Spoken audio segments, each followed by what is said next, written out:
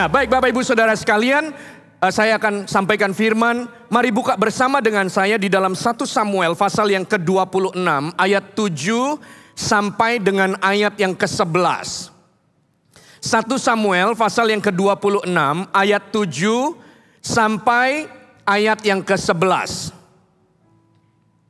Oke, kemenangan yang diwariskan. 1 Samuel pasal 26 ayat 7 sampai dengan ayat yang ke-11. Oke, Anda sudah menemukan di dalam Alkitab Anda, saya akan bacakan. Demikian firman Tuhan. Datanglah Daud dengan Abisai kepada rakyat itu pada waktu malam. Dan tampaklah di sana Saul berbaring tidur di tengah-tengah perkemahan dengan tombaknya terpancung di tanah pada sebelah kepalanya. Sedang Abner dan rakyat itu berbaring di sekelilingnya. Lalu berkatalah Abisai kepada Daud, pada hari ini Allah telah menyerahkan musuhmu ke dalam tanganmu. Oleh sebab itu izinkanlah kiranya aku menancapkan dia ke tanah dengan tombak ini. Dengan satu tikaman saja, tidak usah kutancapkan 2 kali. Tapi kata Daud kepada Abisai, jangan musnahkan dia. Sebab siapakah yang dapat menjamah orang yang diurapi Tuhan dan bebas dari hukuman. Lagi kata Daud, demi Tuhan yang hidup, niscaya Tuhan akan membunuh dia. Entah karena sampai ajalnya atau ia mati. Entah karena ia pergi berperang dan hilang lenyap di sana. Kiranya Tuhan menjauhkan daripadaku untuk menjamah orang yang diurapi Tuhan. Ambillah sekarang tombak yang ada di sebelah kepalanya dan kendi itu. Dan marilah kita pergi. Bapak Ibu Saudara sekalian, mungkin Anda familiar dengan ayat ini, dengan kisah ini. Di mana Daud dikejar-kejar oleh Saul dan Saul berusaha untuk membunuh Daud. Kemudian sampailah kepada kisah di mana Daud punya kesempatan untuk mengalahkan Saul. Karena Saul ingin membunuhnya, maka diperhadapkan dengan situasi Daud juga punya kesempatan untuk membalasnya. Ya. Nah, yang kita ingat dari kisah ini, ayat atau bagian yang terkenal adalah jangan ganggu orang yang diurapi. Jangan ganggu orang yang diurapi. Kita meletakkan rasa hormat kita kepada Tuhan yang telah memilih, kepada Tuhan yang telah mengangkatnya. Sehingga kita juga menghargai urapan yang orang itu miliki. Oke? Nah, yang luar biasa adalah keluar dari mulut Daud yang pada waktu itu jelas-jelas dia diperlakukan tidak adil. Dia ada di dalam sebuah ancaman dan situasinya Saul menunjukkan keterlaluan perlakuannya terhadap Daud. Sehingga Abisai, yaitu bawahan atau kepala pasukan atau pemimpin pasukannya Daud, akhirnya juga terpanggil untuk membela. Dengan berkata seperti yang tadi kita baca. Nah, Bapak Ibu Saudara sekalian, saya ingin kita pelajari.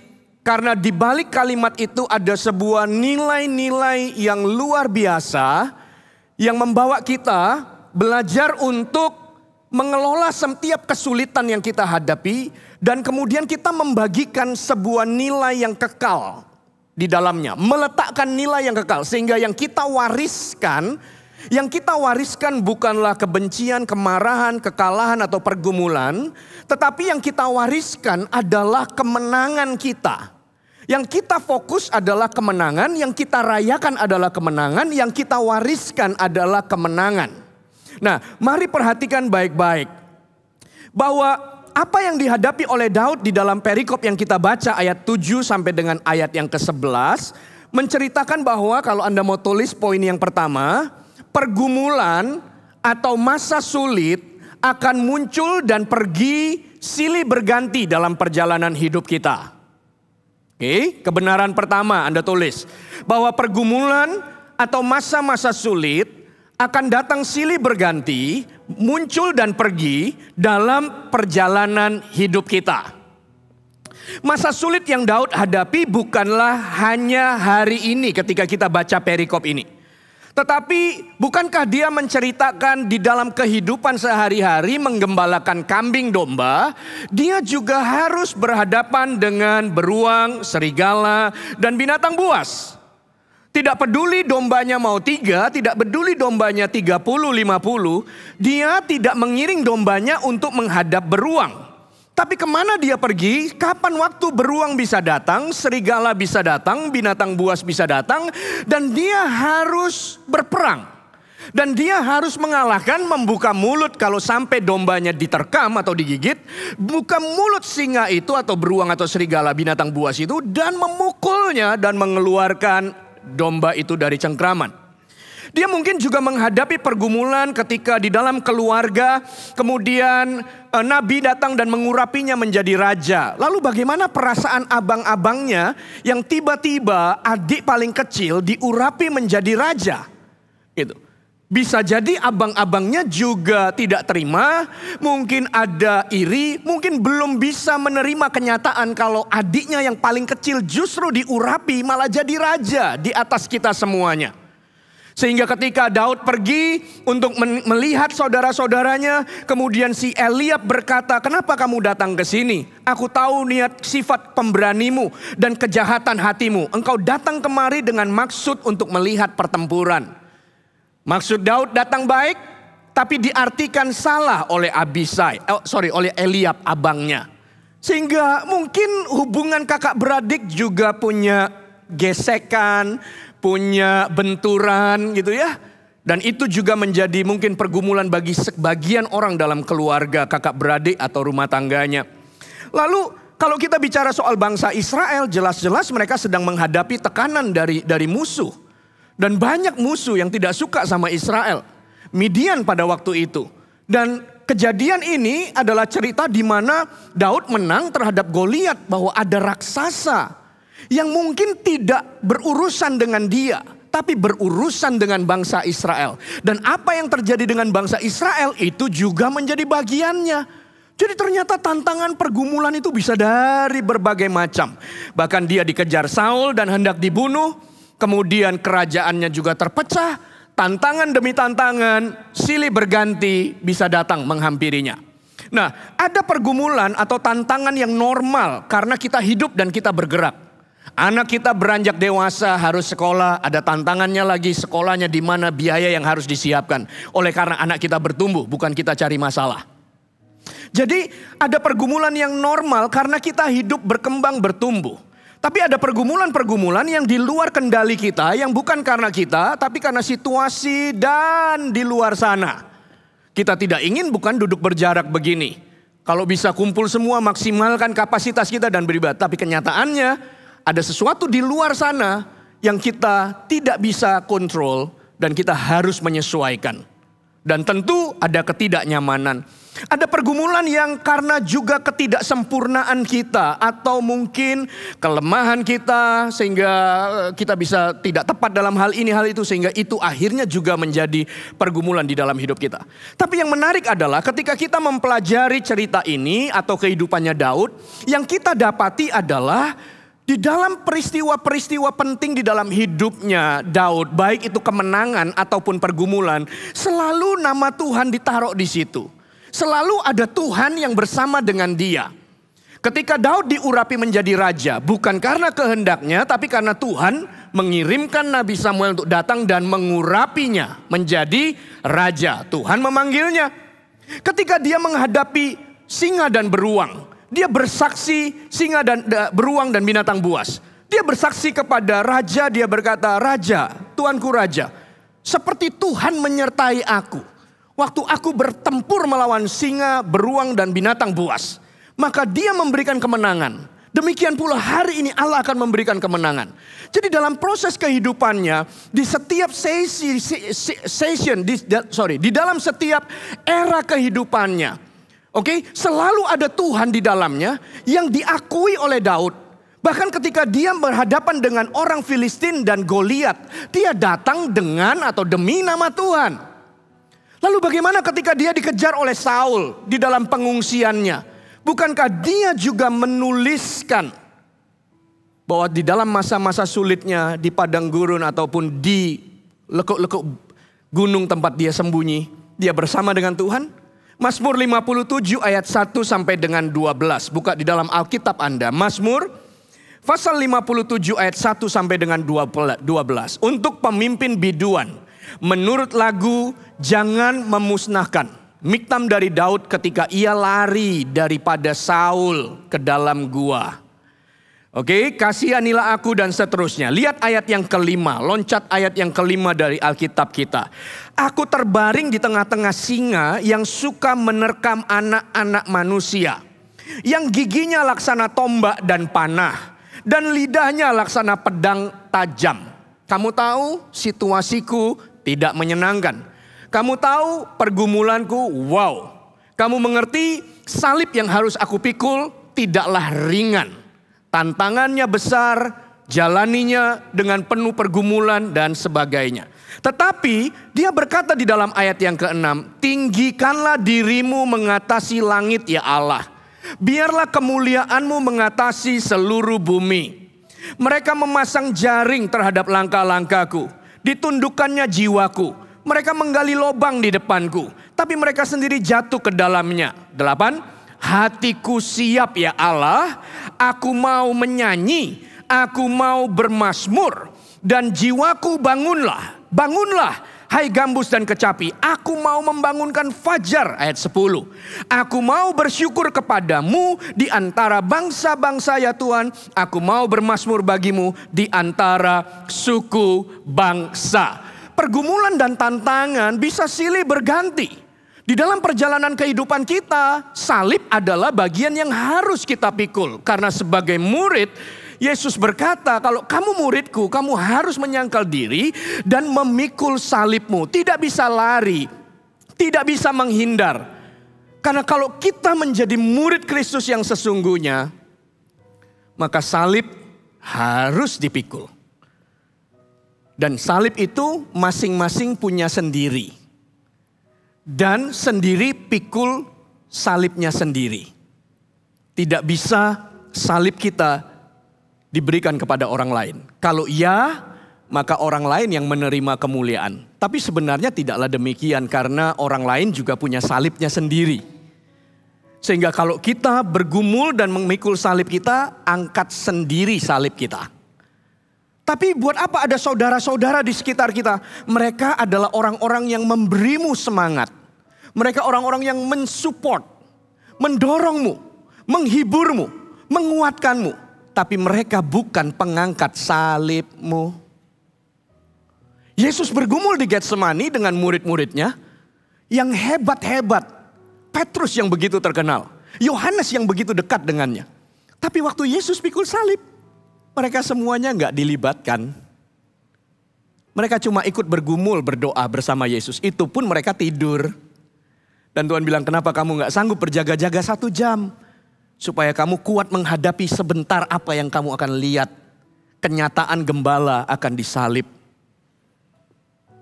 Tapi pikul salib tetap Yesus. Dan murid-muridnya pikul salib sendiri-sendiri. Nah, situasi yang demikian pasti kita akan hadapi.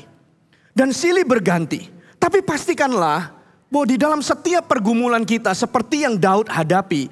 Tetap Tuhan ada di dalamnya. Tetap mata kita melekat pada Tuhan. Hubungan kita dengan Tuhan tidak retak. Karena jika hubungan kita tetap manis dan mesra di tengah segala pergumulan. Saya percaya bahwa Allah akan mampu membawa kita melihat hal-hal yang baik di tengah situasi yang tidak baik. Karena iblis bisa mereka-reka peristiwa yang buruk. Sama seperti iblis mereka-reka dan membawa Yesus untuk naik ke atas kayu salib. Dan dia merasa menang. Tapi dia kalah pintar. Karena di balik niatnya yang buruk untuk menyalibkan Yesus. Justru maksud Allah adalah penyelamatan, penebusan dosa. Dan kebangkitan bagi Yesus dan bagi setiap orang yang percaya kepadanya. Berikan tepuk tangan. 1, 2, 3.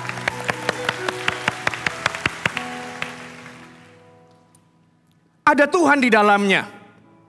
Sehingga ketika dia menghadapi pergumulan yang sedemikian rupa, sepertinya Bapak Ibu Saudara sekalian, tidak ada waktu untuk mengasihani dirinya sendiri. Karena setiap kali sulit datang, tantangan datang, pergumulan datang, matanya terus melihat kepada Tuhan. Singa beruang, aku hadapi dengan Tuhan. Goliat datang, aku hadapi dengan Tuhan. Ketika Saul mengejar-ngejarku, aku sendirian, aku tetap mataku tertuju kepada Tuhan. So pergumulan, masa sulit akan muncul dan pergi dalam perjalanan hidup kita. Tapi pastikanlah Tuhan ada di dalamnya. Dan kecaplah semua yang baik yang Tuhan sediakan. Jangan sampai pergumulan datang belum selesai, bukan hanya pergumulan belum selesai, Tuhan kita tinggalkan. Lalu apa yang jadi harapan hidup ini? Kalau sampai pergumulannya belum selesai, selama Tuhan bersama dengan kita, selalu ada waktu yang tepat dan terbaik. Katakan amin. Tapi kalau sampai pergumulan tiba, lalu hubungan dengan Tuhan rusak, ya hancurlah, tidak ada pengharapan. Oke? Nah, sekarang lihat bagian yang kedua yang saya ingin bagikan. Di dalam ayat yang ke-8, lalu berkatalah Abisai kepada Daud, pada hari ini Allah telah menyerahkan musuhmu ke dalam tanganmu. Oleh sebab itu izinkanlah kiranya aku menancapkan dia ke tanah dengan tombak ini. Dengan satu tikaman saja. Tidak usah dia kutancap 2 kali. 9. Tetapi kata Daud kepada Abisai, jangan musnahkan dia. Sebab siapakah yang dapat menjamah orang yang diurapi Tuhan dan bebas dari hukuman. Wow, ini kalimat powerful. Ini kalimat betul-betul penuh dengan kuasa. Karena sepertinya perkataan ini sepertinya ringan gitu ya. Sehingga dicuplik, diambil, lalu diucapkan kepada banyak orang dengan gampangnya.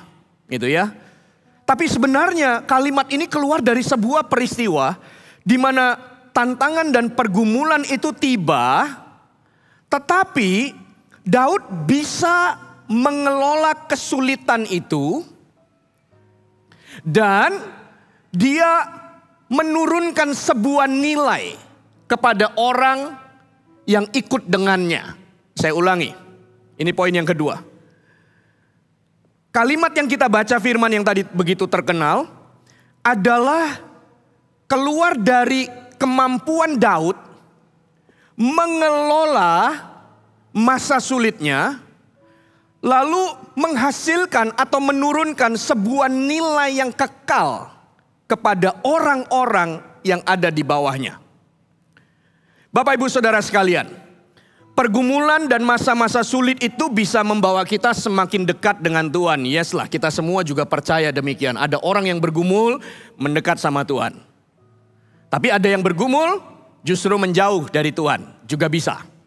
Ketika orang hidupnya nyaman, diberkati, semakin mengucap syukur, jadi berkat bagi banyak orang. Tapi bisa juga semakin diberkati, orang-orang lupa dan mengabaikan Tuhan. Setuju ya? Jadi sehingga mau berkat, mau pergumulan, ternyata punya kesempatan yang sama untuk membawa orang itu melekat, atau membawa orang itu menjauh.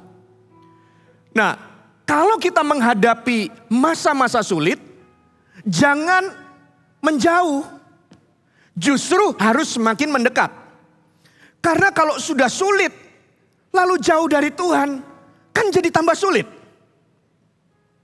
Sebaliknya, kalau kita diberkati, kita justru jauh dari Tuhan, maka berkat itu akan menjadi kutuk dan mengontrol hidup kita.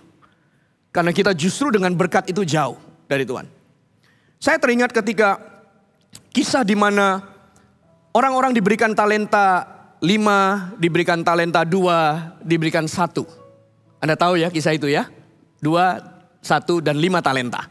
Lalu orang ini yang diberikan kepercayaan oleh majikannya mengerjakannya. 2 jadi 4, 5 menghasilkan 10. Jadi 5, jadi 10 totalnya. Kan Alkitab berkata lama setelah itu. Karena memang gak tahu kapan tuannya akan datang. Tuannya bilang dia akan pergi, tapi akan kembali. Nah, dia percayakan uangnya. Lalu orang ini mengerjakan. 2 jadi 4, yang 5 jadi tambah 5 jadi 10. Wah, jadi sukses dan jadi berkembang. Jadi berkembang. Lalu tuannya ini gak pulang-pulang. Sebenarnya loh ya, ada kesempatan di mana yang punya 10 ini berkata, ya sudah tuan ini gak pulang-pulang, gak tahu juga pulangnya kapan. Dan yang aku kerjakan 5 jadi 10 kan sudah berhasil, sudah sukses. Yes. Sebenarnya sangat mungkin untuk orang ini pergi dengan alasan ini ada 10 di tanganku Dan aku nggak tahu majikanku kapan pulangnya. Gitu. Tapi yang hebat adalah dia tunggu. Begitu majikannya pulang, dia kembalikan semuanya. 5 beserta dengan 5 hasilnya. 10 dia kembalikan. Yang 2 dengan 2 hasilnya 4 dia kembalikan juga kepada tuannya. Cuma yang 1 kisahnya mengenaskan. Tapi mari lihat yang terima 2 dan yang terima 5 jadi 10 dia tetap kembalikan. Kenapa? Bapak ibu saudara sekalian. Lalu Alkitab berkata, kamu hambaku yang baik dan setia. Waktu saya renungkan itu, yang menerima 5 dan yang menerima 2 meletakkan semua hasil yang dia dapat kembalikan kepada tuannya. Karena dia ingin berkata bahwa Tuhan, lebih penting Tuhan daripada 10 yang aku punya. Sehingga aku kembalikan semuanya kepadamu. Karena kalau aku tidak punya 10, selama aku masih punya Tuhan, anytime Tuhan bisa percayakan lagi. Setuju? Tapi kalau aku lepas dari Tuhan dan aku hanya punya 10 ini, siapa yang menjamin 10 ini akan jadi 20?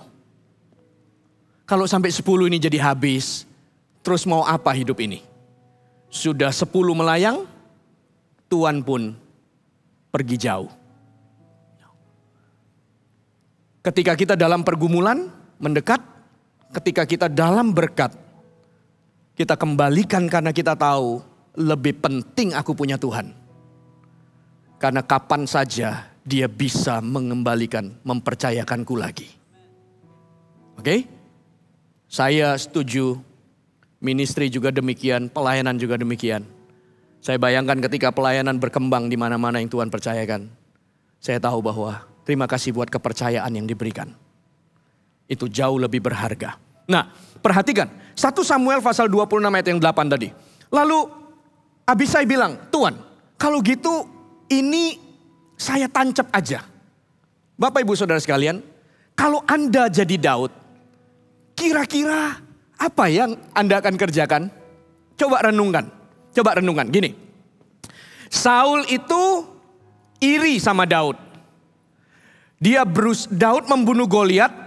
Lalu orang teriak, wah, Saul membunuh beribu, tapi Daud membunuh berlaksa. Wah, lalu Alkitab catat, maka irilah hatinya Saul.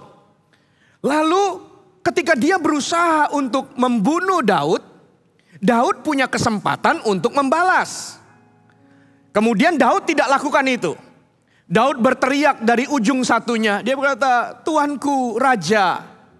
Waktu Daud memperdengarkan suaranya, Saul bilang apa? Wah, itukah Daud anakku? Itukah Daud anakku? Wih, orang ini memperlakukan dengan sangat tidak adil. Dan bukan hanya sekali pula dia ingin membunuh Daud, berkali-kali Daud luput dari kejaran Saul. Nah, Bapak Ibu Saudara, episodenya lanjut.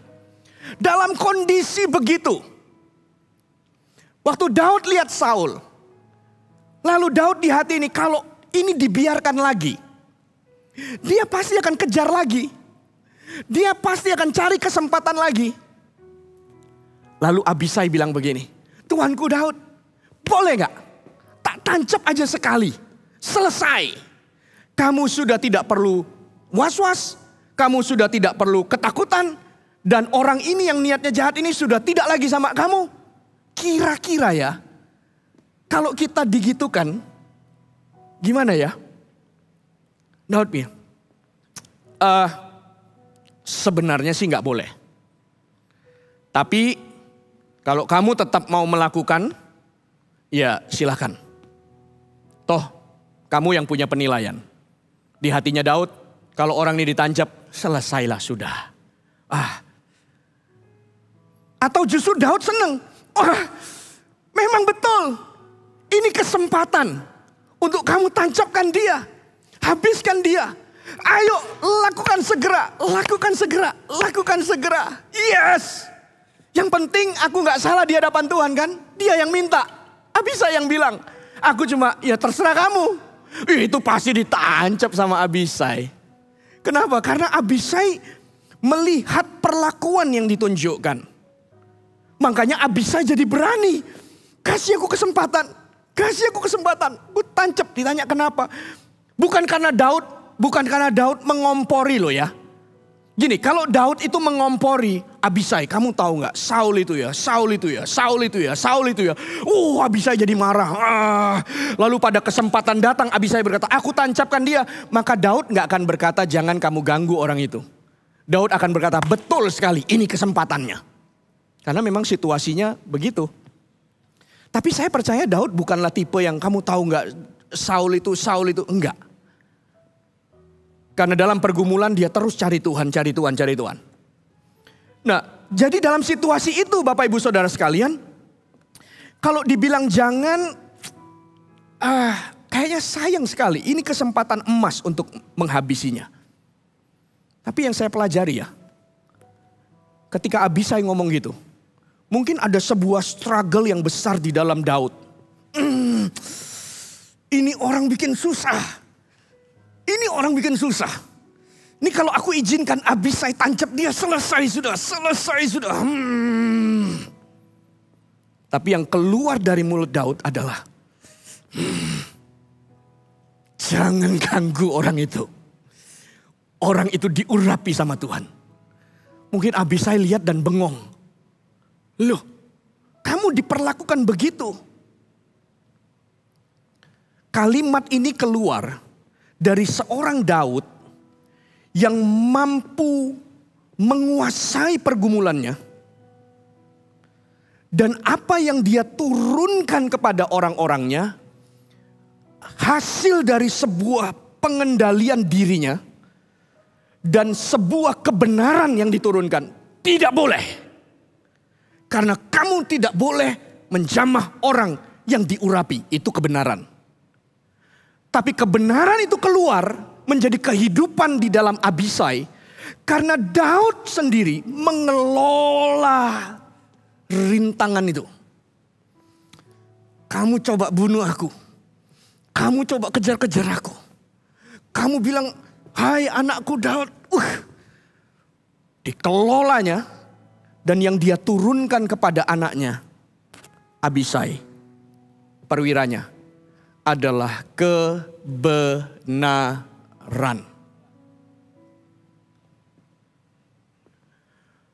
Ketika Petrus berdiri dan menetak kuping seorang kepala pasukan yang datang menangkap Yesus, Yesus bilang, hey, aku bisa suruh bala tentara sorga untuk menghajar semua orang itu. Simpan pedangmu. Karena aku harus menghadapi ini. Ketika Yesus menceritakan pergumulannya kepada murid-muridnya, 3 kali dia memberitahu bahwa ketika dia pergi ke Yerusalem, inilah yang akan dia hadapi. Yaitu penderitaan, penganiayaan, dia akan dihianati, dijual, lalu akhirnya disalibkan, mati dan dibangkitkan. Itu yang diceritakan. Petrus berdiri. Sekali-kali itu tidak akan terjadi dalammu. Kalau kita digitukan, wah, terima kasih kamu murid sejati yang berani membela. Kamu murid sejati yang kamu tahu bahwa salib itu tidak ringan bagiku dan kamu berdiri untuk berkata jangan sampai aku. Luar biasa. Gak gitu loh. Pergumulan yang Yesus harus hadapi menghadapi salib, dia tanggung sendiri. Dan dia katakan sama Petrus, hai iblis, yang kamu pikirkan cuma pikiran manusia. Kamu batu sandungan bagiku. Harusnya ya, dalam kondisi Yesus sedang menyatakan penderitaan yang dia akan hadapi. Mestinya ya, kalau ada orang yang gitu kepada Anda, aku tahulah kamu, thank you loh ya. Wah, kamu perhatian. Enggak loh. Pergumulan itu Yesus pikul. Yang diturunkan kepada murid-muridnya adalah kebenaran. Bahwa pikul salib harus. Kamu kelihatannya baik untuk menunda, membatalkan salibku. Tapi itu bukan kehendak Tuhan. Kehendak Tuhan adalah aku harus pikul salib. Dan kamu semua murid-muridku pikul salib. Karena kalau aku membenarkan perkataanmu, satu hari nanti Tuhan datang, hai Petrus, kamu harus memikul salibmu. Maka Petrus akan berdiri dan berkata, enyahlah. Karena seharusnya ini tidak terjadi. Bapak ibu saudara sekalian, yang kita turunkan bukanlah pergumulan kita. Setiap pergumulan dan salib yang kita harus pikul, tanggunglah itu. Kelola itu dengan baik. Dan turunkanlah. Mungkin kenapa banyak orang-orang jadi pahit dengan pelayanan?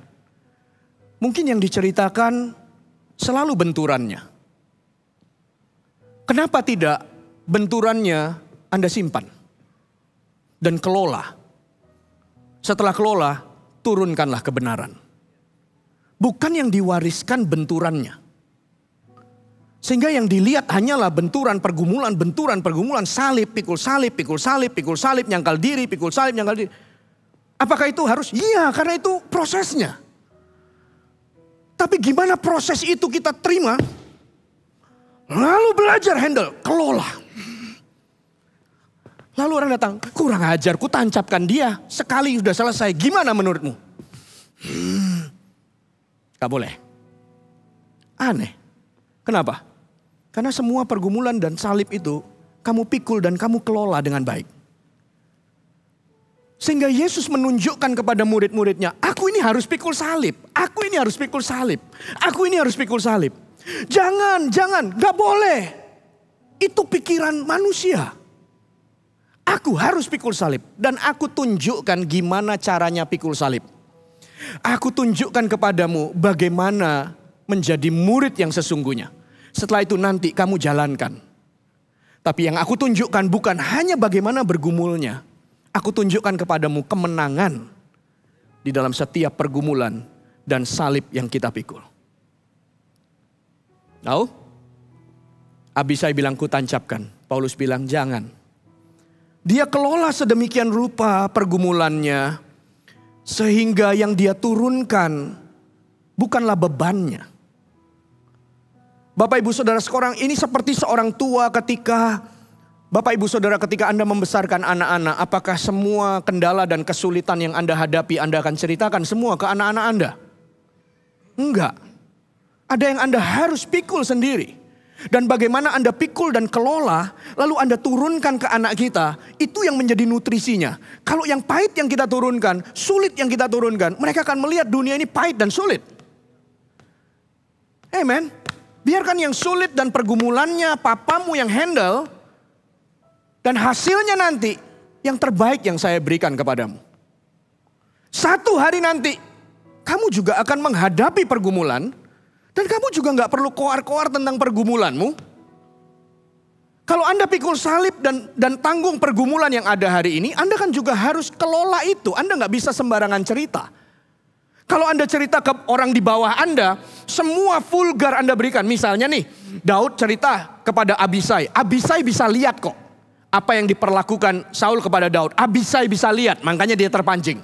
Nggak perlu Daud tambah-tambahi, kamu tahu nggak kesulitannya? Kamu tahu nggak? Abisai jadi tambah marah. Nggak bisa dikekang sama Daud. Nggak bisa.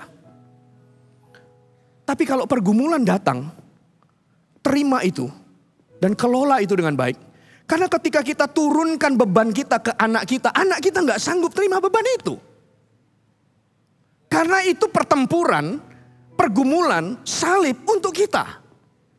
Lalu kita turunkan ke bawah, lalu kita ceritakan ke samping, lalu kita samping.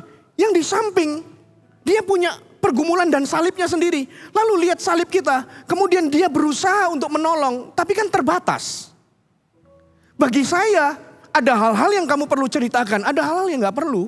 Ada hal-hal yang kamu harus kelola sendiri. Salib yang aku harus pikul, Yesus bilang, aku akan tanggung sendiri. Kamu cuma boleh ikut sampai ke Taman Getsemani, temani aku. Karena aku berdoa di situ, begitu beratnya pergumulan ini, kamu dampingi. Tapi nanti waktu pikul salib, kalian semuanya gak perlu angkat. Gak bisa kalian angkat. Karena itu salib-salibku. Dan kalian punya salibnya sendiri. Buktinya apa? Semua pikul salib. Semua martir. Ada yang di Mesir, ada yang di India, Oke? Semuanya mengerti sendiri. Tapi Tuhan tunjukkan gimana caranya kamu bergumul. Aku bukan taruh salibku. Justru kamu datang kepadaku kalau kamu berbeban berat dan letih lesu. Aku akan berikan kuk yang ringan kepadamu. Kelola itu. Dan yang kita turun dan kita wariskan adalah kemenangan kita.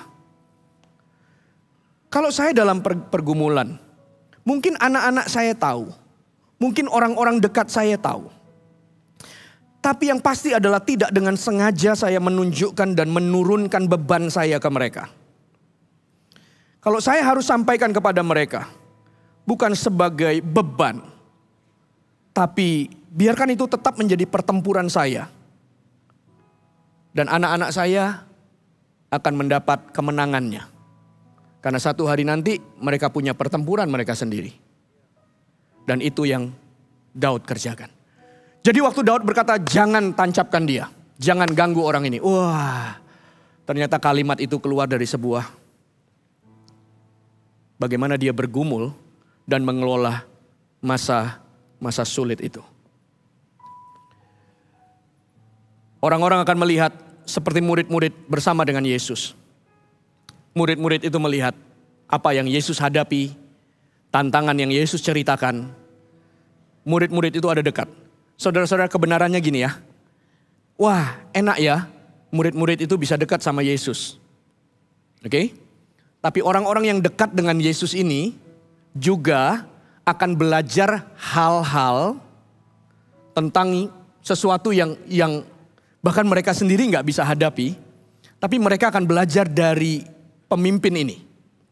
Jadi kalau kita itu kepengen dekat dengan orang yang diurapi, kepengen dekat dengan orang yang dipakai sama Tuhan, orang ini juga punya pertempurannya. Dan waktu kita dekat, kita juga akan melihatnya. Wow. Sama seperti murid-murid ini melihat tentara itu datang dan menangkap Yesus. Tidak dimiliki pengalaman ini oleh murid-murid yang lain.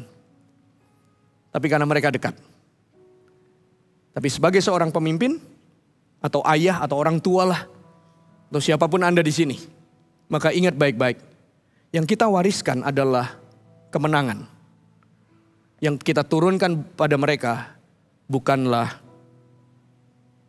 beban pergumulan kita. Kalau kita mau cerita, terbatas seperlunya, sisanya tak tanggung sendiri. Nanti dalam prosesnya kemenangan dijadikan. Saya ceritakan sama kamu komplit dari awal bagaimana bergumulnya sampai pada kemenangannya. Supaya kamu juga mengecap bahwa Yesus harus mati, tapi dia bangkit. Poin yang ketiga dari kisah ini yang menarik adalah, Anda lihat di dalam 2 Samuel pasal yang ke-23, ayat yang ke-18 dan 19. 2 Samuel pasal 23 ayat 18 sampai dengan ayat yang ke-19.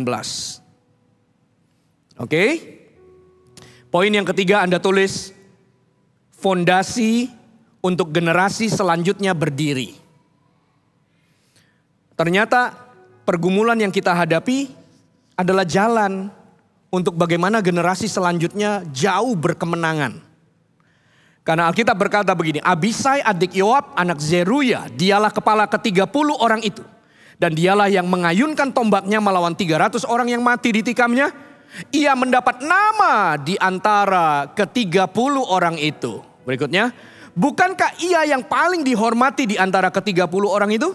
Memang ia menjadi pemimpin mereka.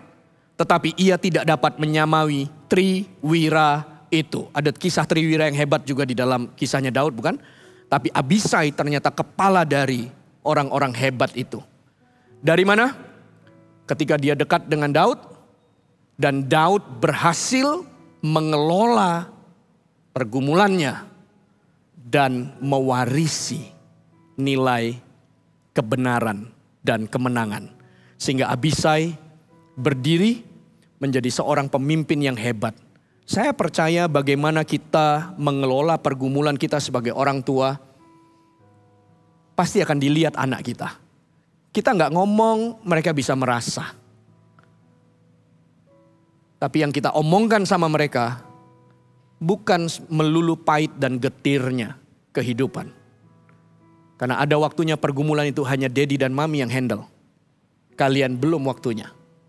Kalian nikmati saja semua produk yang baik. Sampai satu hari nanti semua ini menjadi kemenangan yang komplit. Kamu akan mengecapnya. Dan kalau satu hari nanti kamu menghadapinya, kamu tahu bagaimana harus menghadapinya. Karena kita telah memberikan teladan, bukan beban di hidupmu. Tuhan berkati Anda. Saya undang semua pemain musik. Mari berikan tepuk tangan yang meriah buat firman Tuhan.